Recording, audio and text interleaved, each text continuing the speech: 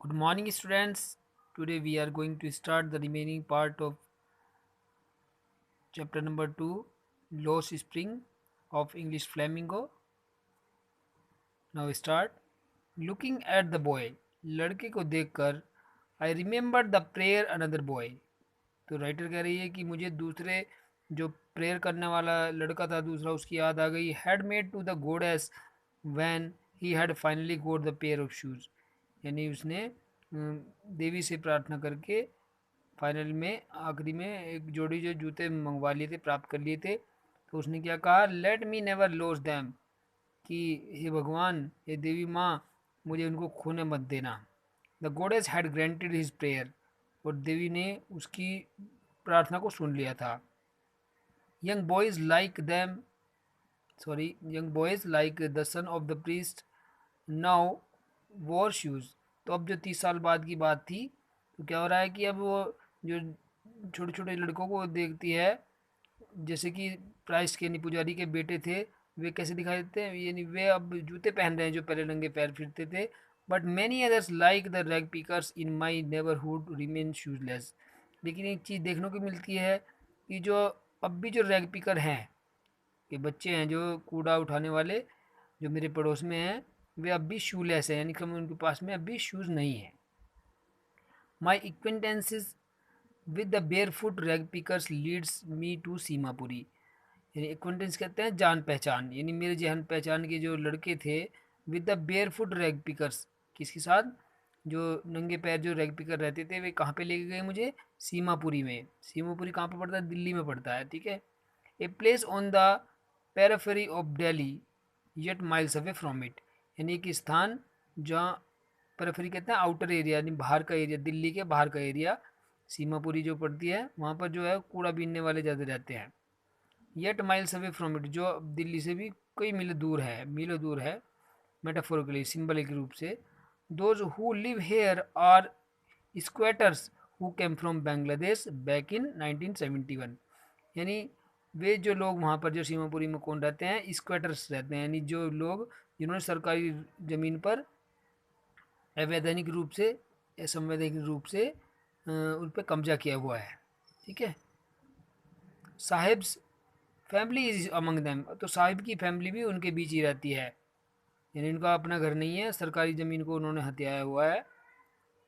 Seemapuri was then a wilderness. Wilderness कहते हैं Westland, यानी ख़राब जगह जहाँ कूड़ा फेंकने की जगह होती है. जैसे सीमापुरी, तब भी उसमें कूड़ा फेंका जाता था, ख़राब जगह थी वहाँ पर. इट स्टिल इज़, अब भी ऐसी है. But it is no longer empty, लेकिन बिल्कुल खाली नहीं है.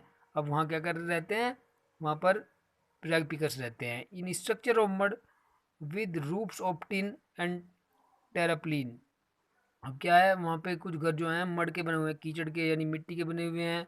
उनकी छत जो है टिन तिरपाल पड़ा हुआ है, टेराप्लिन तिरपाल पड़ा हुआ है. अवॉइड ऑफ सीवेज, सीवेज कहते हैं पानी, जहाँ से पानी निकलने का स्थान होता है, जगह, वहाँ वो भी नहीं है अच्छी तरह, ड्रेनेज सिस्टम भी नहीं है. ड्रेनेज और रनिंग वाटर, यानी चलने वाला पानी भी, पानी रुका रहता है, भरा रहता है वहाँ पर. लिव 10,000 रैग पिकर्स, लगभग वहाँ पर 10,000 रैग पिकर्स रहते हैं, कूड़ा उठाने वाले लोग. They have lived here for more than 30 years without an identity. और वहाँ पर जो 30 वर्षों से लगभग लोग जो रहते हैं, उनकी कोई पहचान नहीं, आइडेंटिटी नहीं, उनके पास कोई कार्ड नहीं है, डॉक्यूमेंट नहीं है. विदाउट परमिट्स, परमिट का मतलब है यहाँ पर लीगल डॉक्यूमेंट, जो कानूनी दस्तावेज होते हैं, कागज़, जैसे आधार, आईडी कार्ड, ठीक है. बट विद राशन कार्ड, लेकिन उनके पास राशन कार्ड है, that get their names on voters, जिससे उनका वोटर्स में नाम आ जाता है वोट डालने के लिए. List and enable them two by grain, जिससे वे राशन के द्वारा, राशन कार्ड के द्वारा अनाज वगैरह राशन प्राप्त कर सकते हैं, खरीदते हैं. Food is more important for survival than and identity. भोजन जो होता है बहुत ही इम्पोर्टेंट होता है जीवन जीने के लिए, पहचान से ज़्यादा ज़रूरी होता है, आइडेंटिटी से ज़्यादा. If at the end of the day we can feed our families and go to bed without an aching stomach, we would rather live here than the fields that have grain, no grain, say a group of women in tattered sarees. एक जो बहुत सारी महिलाएं खड़ी हुई थी group में, तो उसमें जो टैटर कहते हैं फटी हुई साड़ी पहनी हुई थी, उसने क्या कहा कि if at the end of the day, अगर हम दिन के अंत में हम जो है we can feed our family, अपने फैमिली को भोजन दें, and go to the bed without an aching, और बिना पेट दर्द के वहाँ पे लोड सो जाए, we have rather live here than the fields that gave us no grain, यानी उससे अच्छा हमारा ऐसे स्थान पर जाना है नहीं जहाँ पर फील्ड हो लेकिन हमें वहाँ से अनाज ना मिल पाता, इससे अच्छा तो हम यहीं पर हैं। से ग्रुप ऑफ वुमेन, ये तो मैंने आपको बता ही दिया।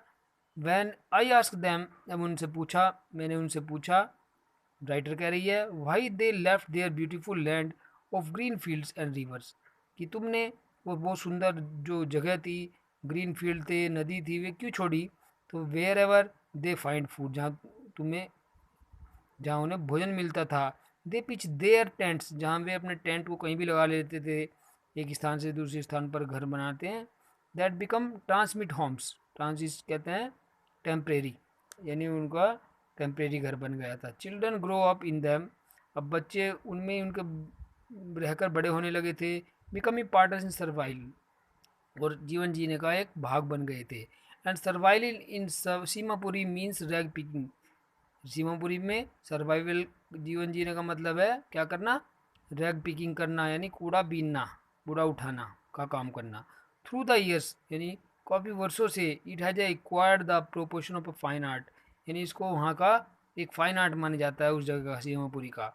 Garbage to them is gold, जो गार्बेज जो होता है उनके लिए कूड़ा जो है, गार्बेज मीन्स कूड़ा, कूड़ा उनके लिए एक सोने के समान होता है, यानी वे सोचते हैं कि कूड़े में से कुछ ऐसी चीज़ निकल जाए जो उनके लिए बहुत ज़्यादा लाभदायक हो। It is their daily bread, यदि वे उनका डेली का रोटी का साधन, रोटी रोटी खाने का साधन बन जाता है, जिससे मान लो उनके कुछ अच्छी चीज़ निकल जाए उसमें कूड़े के दौरान, फिर उसे बेचने में और उससे पैसे प्राप्त करके कुछ खाना प्राप्त करें। ए रूफ ओवर देयर हेड्स, या कुछ उसमें छत पर डालने के लिए कुछ पन्नी वगैरह मिल जाए जिसके ऊपर छत पे गिर जाए वे। Even if it is a leaking proof, चाहे वो लीक करने वाली छत हो जो जिसमें पानी रिसता हो। But for the child it is even more, लेकिन एक बच्चे के लिए यह बहुत कुछ ज़्यादा है। ओके स्टूडेंट्स, नेक्स्ट वीडियो में करते हैं बाकी का पार्ट। ठीक है, बाय बाय।